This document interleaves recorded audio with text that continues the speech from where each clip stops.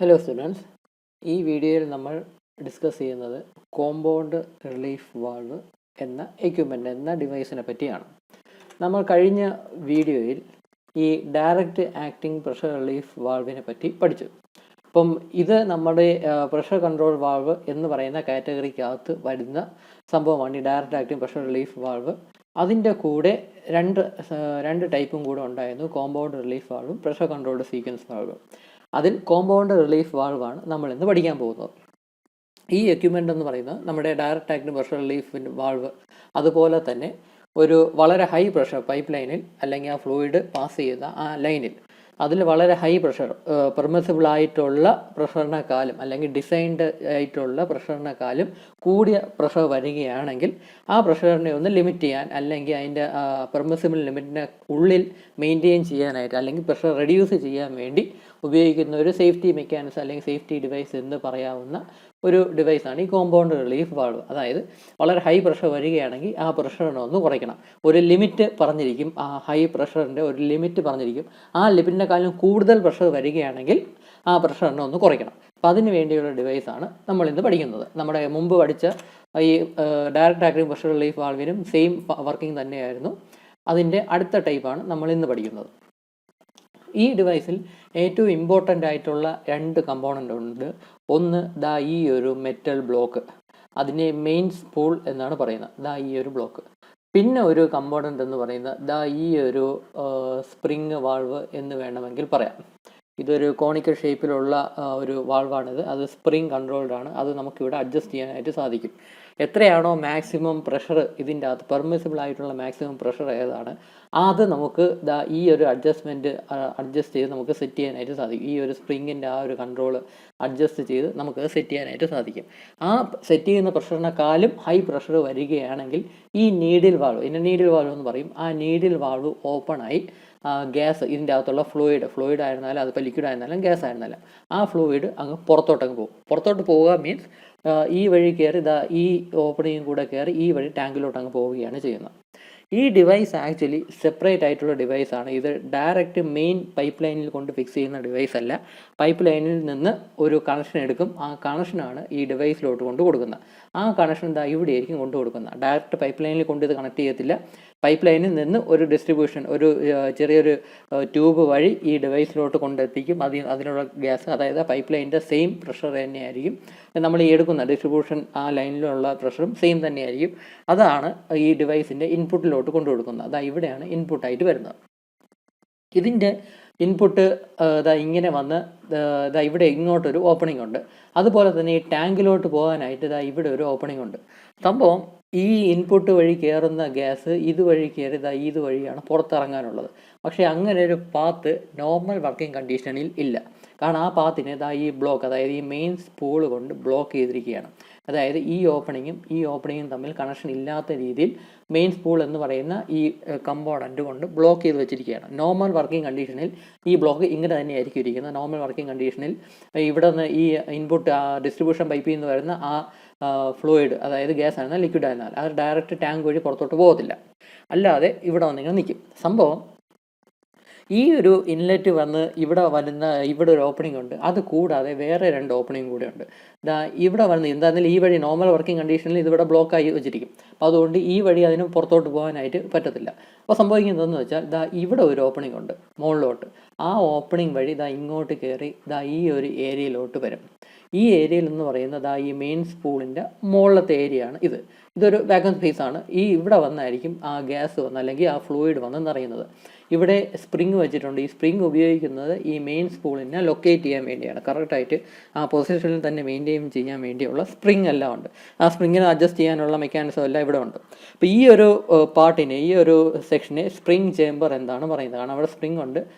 അവിടെ കുറച്ച് volume space ഉണ്ട്. ഇവിടെ നിന്ന് വരുന്ന ഫ്ലൂയിഡ് ഈ വഴി കയറി ഇവിടെ ഒരു non adjustable orifice cavity supply line എന്നൊക്കെ പറയുന്നത് സ്മോൾ ട്യൂബാണ്. ആ ട്യൂബ് വഴി ഈ ഒരു ചേംബറിലോട്ട് എത്തും. അതേപോലെ തന്നെ ഇവിടെ വരുന്ന ഗ്യാസ് ഈ വഴി ഒരു ഓപ്പണിംഗ് ഉണ്ട് താഴെ കൂടെ, ഈ ഒരു ഓപ്പണിംഗ് കൂടെ വന്ന് ഈ സ്പൂളിൻ്റെ താഴത്തെ പോർഷനിലും വന്ന് നിറഞ്ഞിരിക്കും. അതായത് ഇവിടെ നിന്ന് വരുന്ന ഇൻപുട്ട് പ്രഷർ ഇൻപുട്ടായിട്ട് വരുന്ന ഈ ഒരു ഗ്യാസ് എന്നുള്ളത് ഈ വഴി ബ്ലോക്കായി വെച്ചിരിക്കുന്നത് കൊണ്ട് മോളിൽ കൂടെ കയറി ഈ സ്പ്രിംഗ് ചേമ്പർ എന്ന് പറഞ്ഞ പൊസിഷനിൽ എന്ന് പറയുന്ന ആ സ്ഥലത്തും എത്തും. അതേപോലെ തന്നെ ഈ ഓപ്പണിംഗ് കൂടെ താഴത്തെ ഒരു പൊസിഷനിലും എത്തും. നോർമൽ വർക്കിംഗ് കണ്ടീഷനിൽ ഇവിടെ ഉണ്ടാവുന്ന പ്രഷറും ഈ ഏരിയയിൽ ഉണ്ടാവുന്ന പ്രഷറും ഏകദേശം ഈക്വൽ തന്നെയായിരിക്കും. അതായത് ഈ മെയിൻ സ്പൂൾ ഇവിടെ തന്നെ മെയിൻറ്റെയിൻ ചെയ്യും. നോർമൽ വർക്കിംഗ് കണ്ടീഷനിൽ മെയിൻ സ്പൂൾ ഇവിടെ തന്നെ മെയിൻറ്റെയിൻ ചെയ്തിരിക്കും. ഇവിടുത്തെ ഈ ഫ്ലൂയിഡ് വന്ന് നിറയുന്നത് കൊണ്ട് ഇവിടെ ഉണ്ടാകുന്ന പ്രഷറും ഇവിടെ ഉണ്ടാകുന്ന ഈ ഫ്ലൂയിഡ് ഇവിടെ വന്ന് എക്സേർട്ട് ചെയ്യുന്ന പ്രഷറും ഏകദേശം ഈക്വൽ തന്നെയായിരിക്കും. അതുകൊണ്ട് ഈ മെയിൻ സ്പൂൾ മൂവ് ചെയ്യത്തില്ല, അത് അവിടെ തന്നെ റീറ്റെയിൻ ചെയ്തിരിക്കും.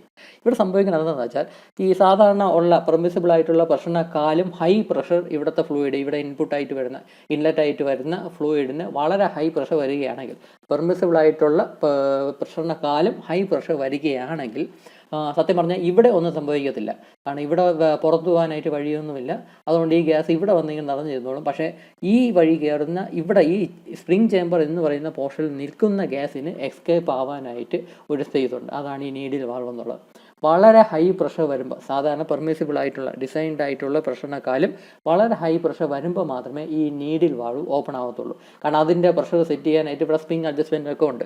അപ്പം പെർമിസിബിൾ ആയിട്ടുള്ള പ്രഷറിനെക്കാളും ഹൈ പ്രഷർ വരികയാണെങ്കിൽ ഓട്ടോമാറ്റിക്കായിട്ട് ഈ നീഡിൽ വാൾവ് ഓപ്പൺ ആവുകയും കുറച്ച് ഗ്യാസ് ഇതുവഴി കയറി ഈ വഴി കയറി ടാങ്കിലോട്ട് അങ്ങ് പുറത്തു പോവുകയും ചെയ്യും.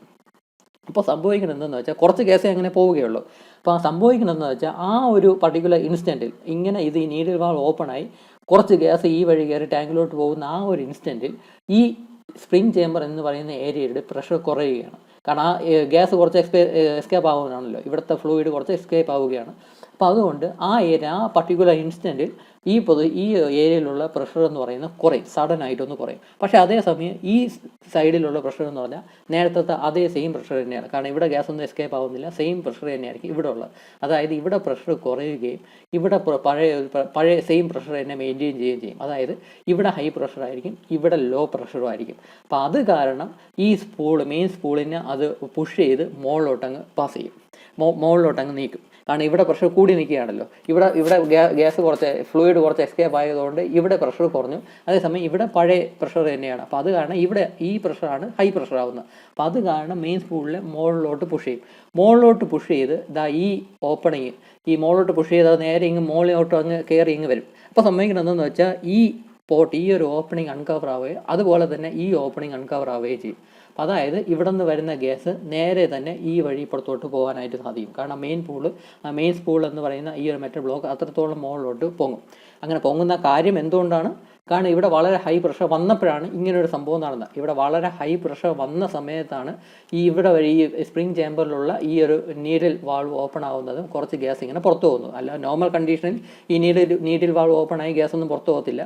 വളരെ ഹൈ പ്രഷർ വരുന്ന ആ പർട്ടിക്കുലർ ഇൻസ്റ്റൻറ്റിലാണ് ഈ നീഡിൽ വാൾവ് വഴി കുറച്ച് ഫ്ലൂയിഡ് പുറത്തോട്ട് പോകുന്നതും ടാങ്കിലോട്ട് പോകുന്നതും അതുവഴി ഇവിടുത്തെ പ്രഷർ ഒന്ന് കുറയുകയും അത് കാരണം ഈ ഇവിടെ നിന്നുള്ള പ്രഷർ കൂടിയതായതുകൊണ്ട് മെയിൻ സ്പൂളിൽ മുകളിലോട്ട് പുഷ് ചെയ്യുകയും ചെയ്യും.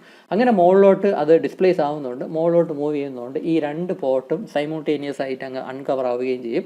അപ്പോൾ ഇവിടെ വന്ന് നിൽക്കുന്ന ഈ ഫ്ലൂയിഡ് ഡയറക്റ്റായിട്ട് ഈ വഴി തന്നെ കയറി ഈ വഴി ടാങ്കിലോട്ട് അങ്ങ് എക്സസ് ആയിട്ട് അങ്ങ് പോവുകയും ചെയ്യും. കാരണം അപ്പം സംഭവിക്കുന്നതെന്ന് വെച്ചാൽ ഇപ്പോൾ ഇവിടെ ഹൈ പ്രഷറായിരുന്നു വന്നത്, പെർമിസിബിൾ ആയിട്ടുള്ള പ്രഷറിനേക്കാളും ഹൈ പ്രഷറാണ് വന്നത്.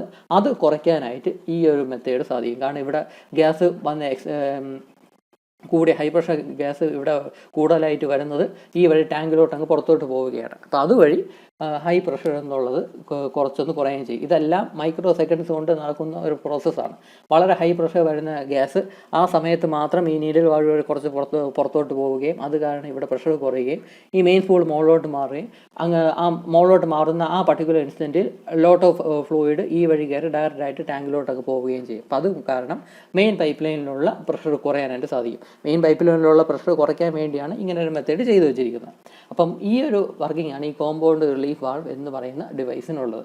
ഇതിൻ്റെ ഫിഗർ കുറച്ച് കോംപ്ലിക്കേറ്റഡ് ആണ്, വരയ്ക്കാനായിട്ട് ശ്രമിക്കുക, എങ്ങനെയെങ്കിലുമൊക്കെ ഫിഗർ വരയ്ക്കാനായിട്ട് നോക്കുക. എക്സാമിന് 10 മാർക്സിന് ചോദിക്കാനുള്ള വളരെ ഇമ്പോർട്ടൻ്റ് ആയിട്ടുള്ള ക്വസ്റ്റ്യൻ ആണ് ഈ കോമ്പൗണ്ട് റിലീഫ് വാൾവ്. അപ്പോൾ ഇതും ഒരു സേഫ്റ്റി മെക്കാനിസം ആയിട്ടാണ് വെച്ചിരിക്കുന്നത്. വളരെ ഹൈ പ്രഷർ വരികയാണെങ്കിൽ അതിനെ ഒന്ന് കട്ട് ഓഫ് ചെയ്യാനായിട്ട് അല്ലെങ്കിൽ കൂടുതലായിട്ട് വരുന്ന ഫ്ലൂയിഡിനെ തിരിച്ച് ടാങ്കിലോട്ട് തന്നെ വിടാനായിട്ടും അതുവഴി പ്രഷർ കുറയ്ക്കാനുമായിട്ടും ഉപയോഗിക്കുന്ന ഈ ഡിവൈസാണ് കോമ്പൗണ്ട് റിലീഫ് വാൾവ് എന്ന സംഭവം. അപ്പോൾ ഇതാണ് ഈ കോമ്പൗണ്ട് റിലീഫ് വാൾവ് എന്ന ഇത്. നമുക്ക് അടുത്ത വീഡിയോയിൽ ഈ പ്രഷർ കൺട്രോൾ സീക്വൻസ് വാൾവ് എന്ന് പറയുന്ന മെത്തേഡും കൂടെ പഠിക്കാം. അപ്പോൾ അതും കൂടെ അപ്പം ഈ പ്രഷർ കൺട്രോൾ വാൾവ് എന്ന് പറയുന്ന കാറ്റഗറിയിലുള്ള വാൾവ്സ് എല്ലാം കംപ്ലീറ്റ് ആവും. അപ്പോൾ ഈ വീഡിയോയിൽ ഇത്രയേ ഉള്ളൂ. Thank you.